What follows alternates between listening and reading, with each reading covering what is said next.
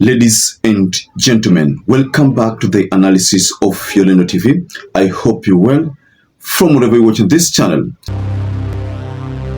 You heard what Rigathi Gachagua said during the Embu funeral service. Rigathi Gachagua came out guns blazing and channeled all his energy on William Ruto, Ichung'wah, and other members of parliament whom he called fools. Now, I want us to go into this latest drama because what has it that cabinet is now split? There is huge disagreement, and most likely, I think, because most of the cabinet secretaries come from the mountain, so most likely the disagreement is between a cabinet secretaries from the mountain, probably some who come from areas like Nakuru, if at all there is any at the moment, and those other cabinet secretaries. So the disagreement here is on the approach on these abductions. So I want us to explore this story that is trending, ladies and gentlemen. But before you do that, please like this video. It's so important. If you like this video, and by the way, don't take your likes for granted. They mean a lot to this channel. Subscribe to this channel if you're not subscribed before. And to existing subscribers, I want to continue thanking you so much, because without you, this channel cannot grow. So thank you so much. So what has it that tension is mounting within the cabinet as disagreements over how to address the escalating wave of abductions threaten to fracture the government's unity? Recent incidents have seen an alarming rise in kidnapping, with victims ranging from prominent public figures to ordinary citizens. So this crisis has literally sparked heated debates amongst cabinet secretaries, with factions forming over the best course of action. You know, the biggest fear amongst these cabinet secretaries is how the government is going to survive. Most likely, William Ruto does not see this issue of abduction as a threat to his government. Of course, he pronounced his position on these issues of cabinet, this issue of abduction, and talked boldly about how he is going to combat this mayhem. Yale yamesemekana mambo ya abduction tutakomesha, ndio vijana wa Kenya waweze kuishi kwa amani, na vile vile wawe na nidhamu na wawe wangwana, tuweze kujenga Kenya tukiwa pamoja. Until now, those abductees have not been released. So the growing discontent among the cabinet secretaries over this matter ndio kitu ambacho kimeshtua serikali. And based on this issue, I think this is confirming those allegations of disgruntlement, and those also confirming the fact that Kindiki is unhappy with the government. Kindiki is overly unhappy. So I've been talking about this matter of Kindiki in so many of our videos, and so many other people have talked about Kindiki's predicament. But the cabinet being split, we're likely to see mass resignations from the cabinet if this matter is not handled professionally. I know cabinet secretaries allied to Raila Amolo Odinga are of the opinion that abductions should be combated. And the cabinet secretaries from Mount Kenya are also of the opinion that this matter should be dealt with decisively, because the kind of pressure they are feeling on the ground right now, especially from what you saw with the heckling during Embu funeral service.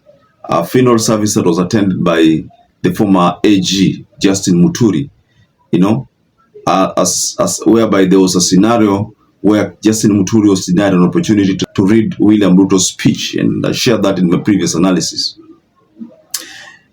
Most likely the tone in Justin Muturi's speech, when he was giving his own speech, and how he was reacting to this matter, already is pointing to a possibility of deep split in the cabinet.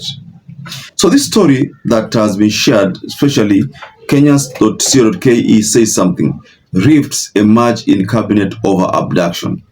So in that posting from kenyans.co.ke, they have shared a photo of a cabinet session. And below there's a story that public pressure mounts. The cabinet's inability to present a unified strategy risks eroding trust in its leadership. Whether the government can bridge its internal divides remains to be seen, but the stakes have never been higher.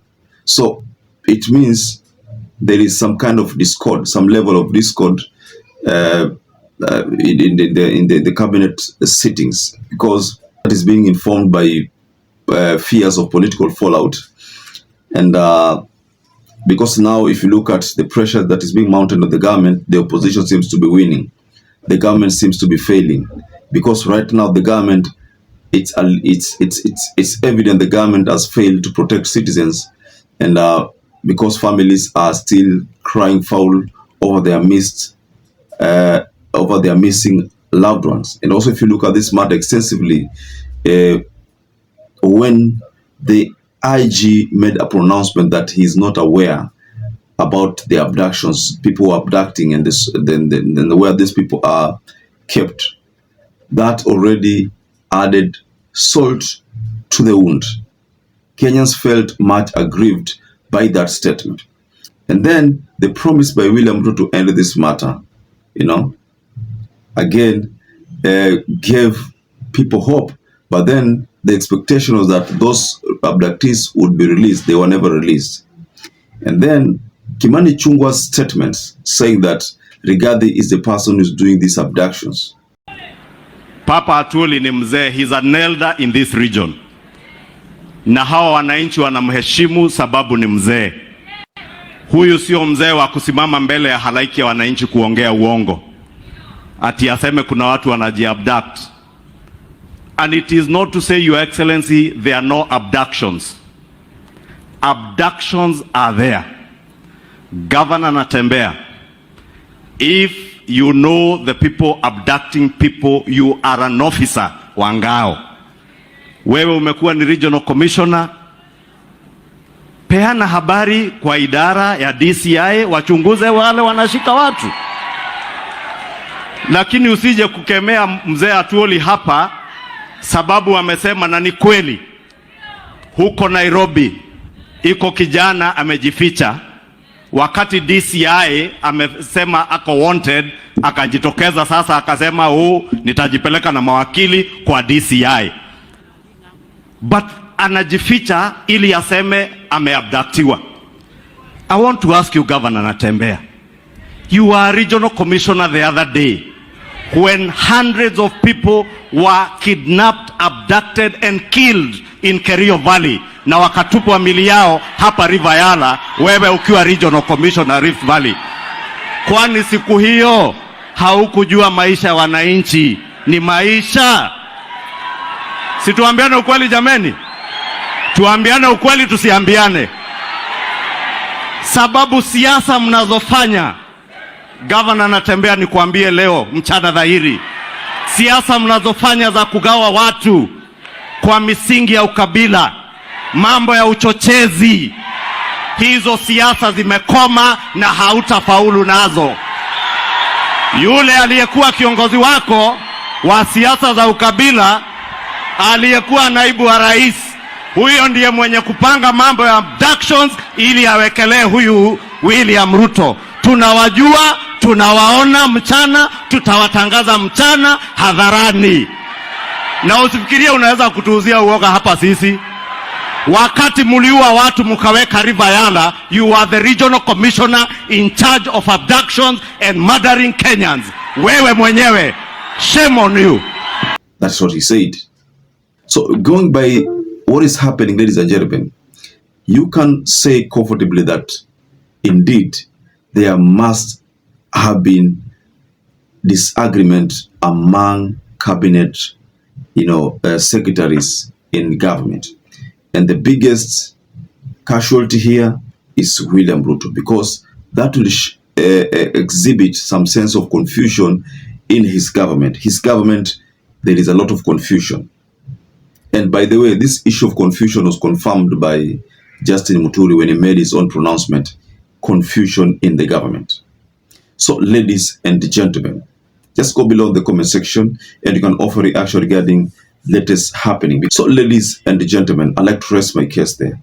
Perhaps if you're watching this video and you've not subscribed, take 1 second and subscribe, like this video. Until you catch up again, stay safe and stay blessed.